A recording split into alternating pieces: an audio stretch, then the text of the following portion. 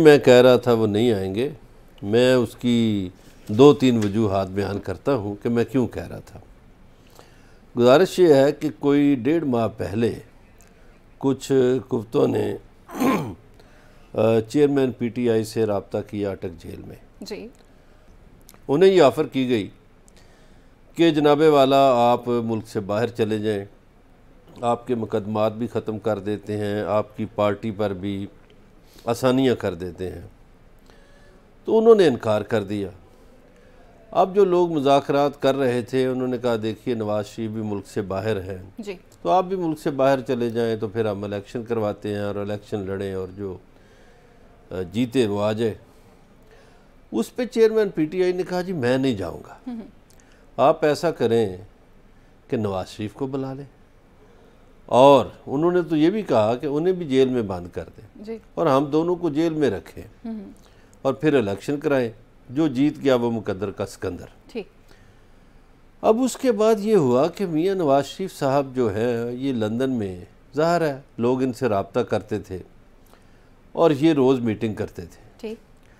अब इस दौरान मेरी बात को जो आपने सवाल किया है, मैं उसकी सदाकत के लिए एक चीज़ बताना चाहता हूँ कि एक हाई कोर्ट में रिपोर्ट भी पेश की गई, मेडिकल रिपोर्ट मियां साहब की, कि उनको ये आर्जे हैं।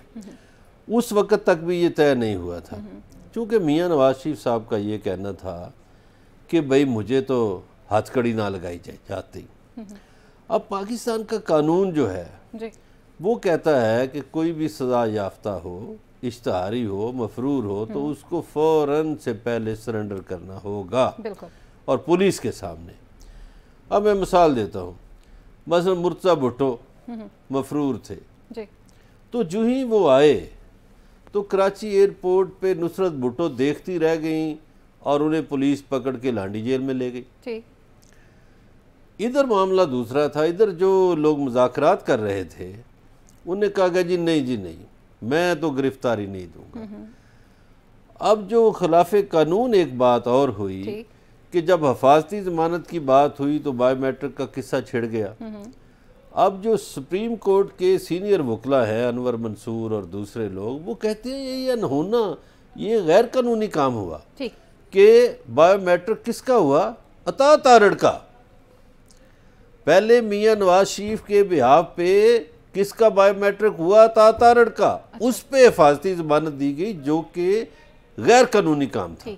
तो यहाँ पे आईन और कानून खामोश हो जाता है। लेकिन इंसाफ है, कानून है, वो लोग देख ही रहे हैं कि हमारे यहाँ इंसाफ बहुत है और कानून का बहुत एहतराम है। मेरी गुजारिश सुन लीजिए। जी प्लीज सुनाइए। देखिए इसमें से जो कुछ हो रहा है या पिछले 3-4 दिनों से लोगों ने देखा है, आगे मियाँ साहब हफ्ता पहले तक ये कह रहे थे कि मैं हो सकता ना जाऊं जी।